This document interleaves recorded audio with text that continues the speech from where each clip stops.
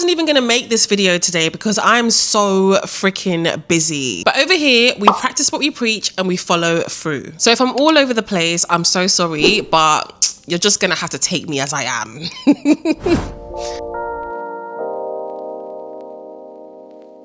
Today, we're talking about burnout. When you're in your 30s, I'm not gonna lie to you, like everything is literally hitting you at once. Like everything is like basketballs. You need to stay on top of your career, your finances, your family, your friends, your job. And somehow you're meant to just juggle it all gracefully. But here's the truth that I'm gonna share with you today. You can't juggle it all and you're not meant to. Let's talk about how to avoid burnout in your 30s without letting it take over your life.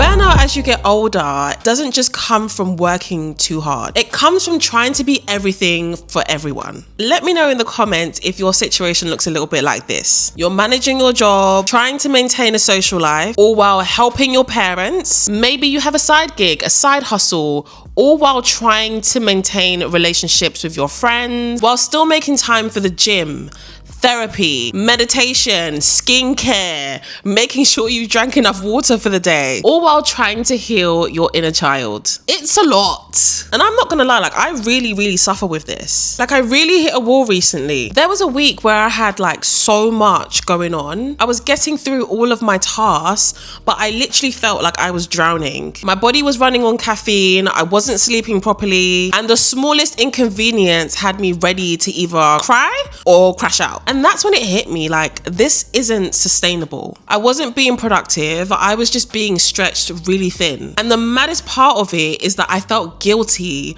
because I couldn't do it all. Like I was being so toxic to myself. Like being burnt out isn't a badge of honor. No one is going to give you a medal for pushing yourself to the edge.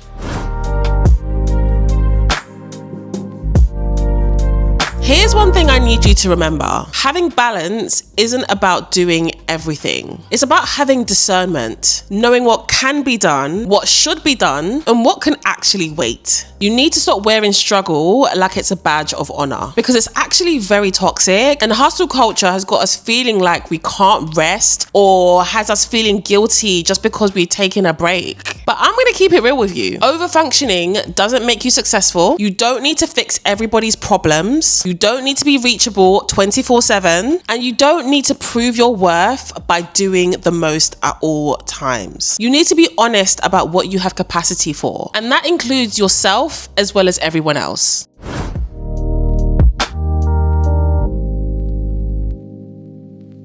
So let's talk about how to avoid burnout. Here are some tips that help me when I'm feeling overwhelmed. So the first tip is that you have to start setting boundaries. Say no and don't apologize for it. You're not being difficult, you're protecting your peace. Us people pleasers, we always feel bad when we have to say no to people, but I'm here to tell you that you need to start putting yourself first. And you can do that by creating boundaries around your time. If you don't know what to say, start small with something like, I can't commit to that right now, but I'll let you know what my time is looking like in the future. Or you can say, I'm not available this weekend, but here are some dates that I'm free instead. Or you can just simply say, I'm really stretched thin at the moment and I really need to prioritize my rest. Trust me, the people that really love you will get it. And the people that don't, well, that's their problem. The second tip is to do less, but do it with intention. You don't need a 5 a.m. routine, 3 side hustles, and a packed calendar just to prove your worth. You need to start prioritizing what actually matters. Do what you can, give it your best, and come back to the rest when you have the capacity. Everything doesn't need to happen right now. No one is going to die if you don't get around to doing the laundry and the dishes tonight. So do what you can and relax. Tip number 3 is to stop